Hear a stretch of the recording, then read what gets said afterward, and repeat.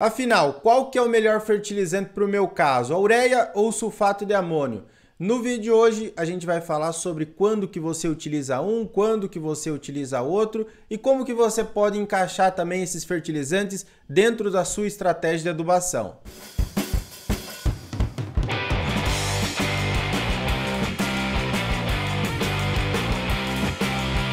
Olá meu povo, sejam todos muito bem-vindos a mais um vídeo aqui do canal AgroBrasil. Se você gosta de falar de agricultura, de fertilidade do solo, de culturas agrícolas, esse é o seu canal. Então já deixa o like aqui abaixo, já se inscreva no canal, já compartilhe esse vídeo com mais pessoas e assim você nos ajuda bastante a trazer cada vez mais conteúdo agro aqui para o YouTube. Combinado? Vamos começar esse vídeo então? Acompanhe até o final porque a gente fez um vídeo bem completinho para você sair também sabendo escolher ou ureia ou sulfato de amônio aí para o seu caso. Vamos começar falando sobre a ureia, característica desse fertilizante. É um fertilizante sintético com 46% de nitrogênio, beleza? 46% de N.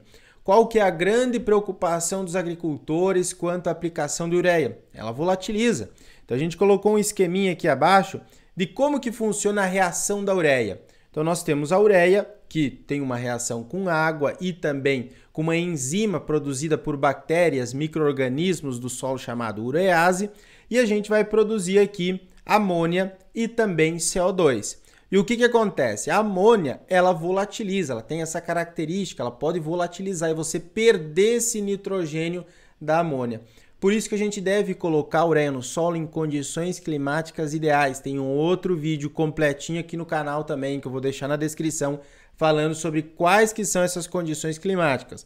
Mas basicamente, seria solo seco com chuva logo em sequência. Ou você aplicar em solo seco, né, e depois ligar a irrigação. Isso daí seria a condição ideal. Muitos produtores também, eles esperam chover e depois aplicam a ureia. Não seria a melhor das condições, mas é melhor do que, por exemplo, você aplicar em solo seco, em alta temperatura e não chover depois. A ureia também tem o ponto de nitrogênio mais barato. Eu sempre falo isso. Quando você vai comprar qualquer fertilizante, você calcula quanto que você está pagando pelo nutriente.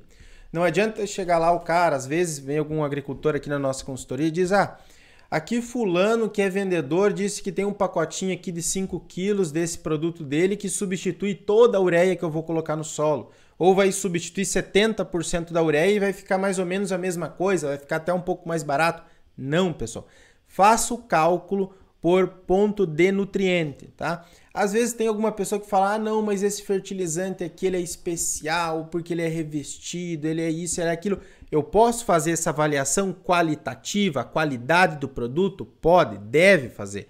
Agora, você deve fazer também de custo-benefício, quanto que está custando. Às vezes, se uma ureia protegida estiver custando 20%, 30% a mais do que uma ureia convencional, pode ser que não vale a pena você comprar uma ureia protegida.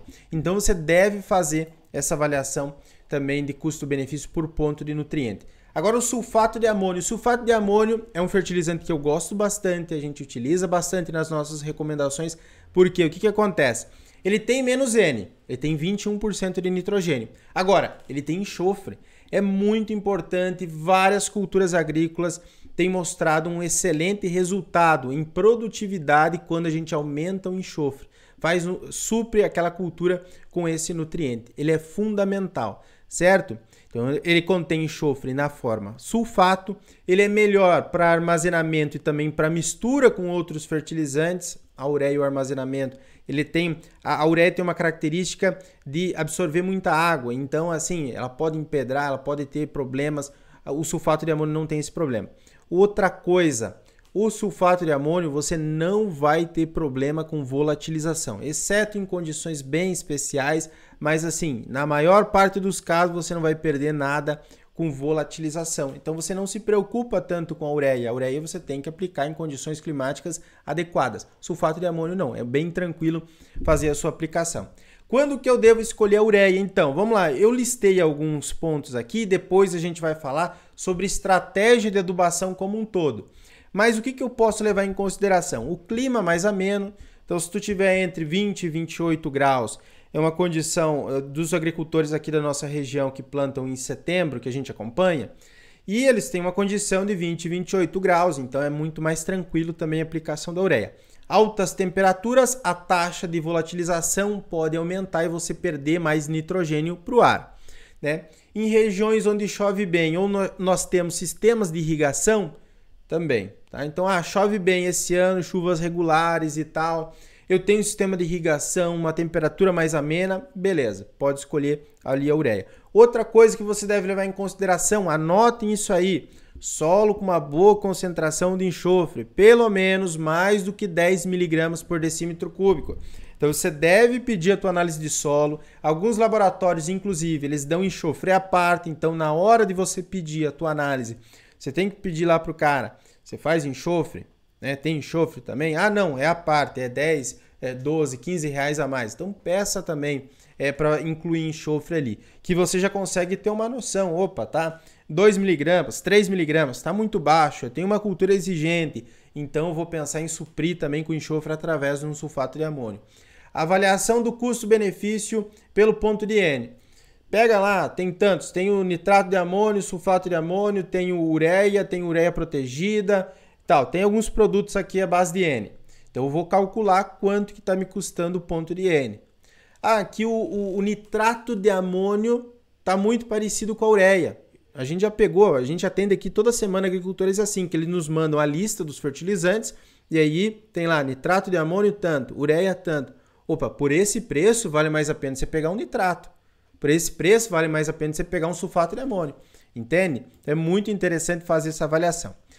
Quando que você deve escolher o sulfato de amônio? O ponto de N de 20 a 30% mais caro comparativamente com a ureia. Isso aqui é de maneira geral. A ureia, mesmo em condições ideais, eu vou ter um pouco de volatilização. Então, aqueles 46% de N, eles vão se transformar em um pouco menos. Agora, como o sulfato de amônio eu não tenho esse problema com volatilização, eu posso incluir na conta de custo-benefício essa característica, né? Outra coisa, solos com teores de enxofre menores do que 5 mg por decímetro cúbico ou em culturas onde eu tenha uma indicação desse elemento.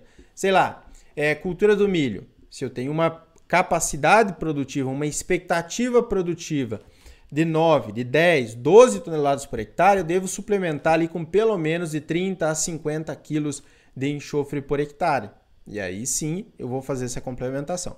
Só que solos que têm muito pouco enxofre, então a gente pega aqui 1 mg de enxofre, ou menos do que isso, muito interessante você utilizar o sulfato de amônio.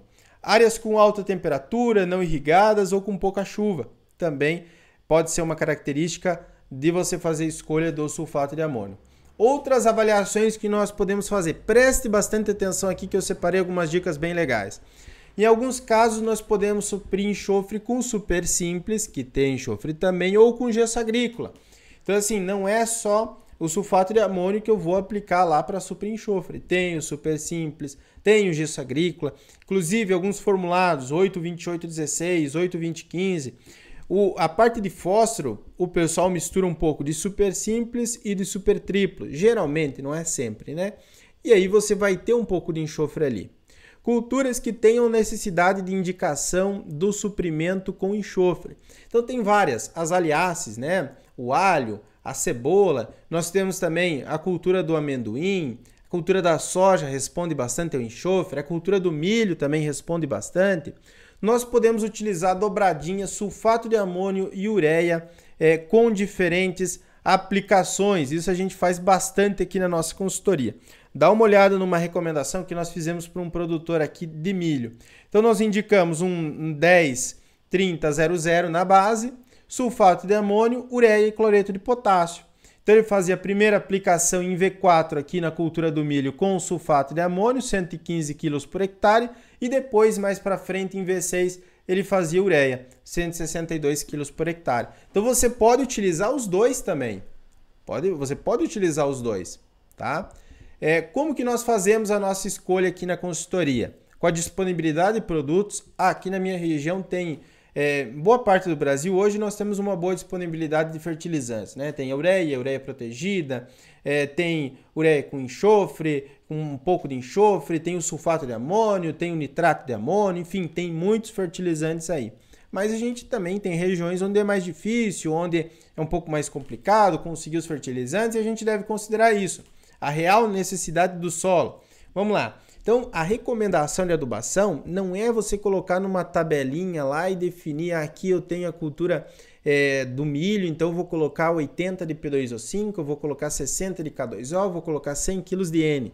Não, eu tenho que saber se de fato eu tenho uma necessidade, né? Como que eu vou fazer essa organização da minha recomendação de adubação? A exigência nutricional da cultura agrícola. Como a gente trabalha com consultoria em fertilidade do solo, a gente pega várias culturas e a gente já sabe mais ou menos o que funciona melhor, o que não funciona tão bem. Por exemplo, cultura do alho vai responder enxofre, cebola também, cultura do milho vai responder legal. A soja em condições principalmente com um solo de baixa matéria orgânica, com nível de enxofre mais baixo, vai responder bem também. E é claro, avaliação do custo-benefício. Eu devo fazer essa avaliação para saber se vale a pena utilizar um ou outro. Bom, sintetizando então, eu posso utilizar o sulfato de amônio? Pode, mas você deve escolher esses critérios que eu passei para vocês, né, para tomada de decisão, mas também pode utilizar a ureia. Agora, de fato, você colocando numa boa estratégia de adubação, tanto a ureia como o sulfato de amônio vão te dar uma boa produtividade em qualquer cultura agrícola que você esteja trabalhando e vão te dar também um bom custo-benefício, né? Não são fertilizantes que acabam sendo muito caros. O que acaba encarecendo para o produtor rural é tentar pegar algum produto que se diz muito inovador, que é inovador apenas para quem vende, mas não para o produtor rural de fato, certo, pessoal? Então, o vídeo de hoje era isso. Se você quiser aprender a fazer uma recomendação de adubação passo a passo, levando em consideração todos os parâmetros do solo e característica de cada uma das culturas agrícolas, nós temos a nossa formação online chamada ExaFert, a Escola de Adubação e Fertilidade. Tem um link aqui abaixo, você pode clicar para conhecer. E é claro, também aqui abaixo tem um link da nossa consultoria que você pode nos chamar lá no WhatsApp, explicar o que você está precisando e a gente pode fazer esse acompanhamento aí junto com você na sua lavoura. Certo, pessoal? Um forte abraço, até o nosso próximo vídeo, fique com Deus e tchau, tchau! Obrigado por assistir o vídeo até o final. Além de curtir, comentar e compartilhar, conheça os nossos cursos profissionais e a nossa consultoria agrícola individual. Para saber mais, é só clicar nos links disponíveis na descrição.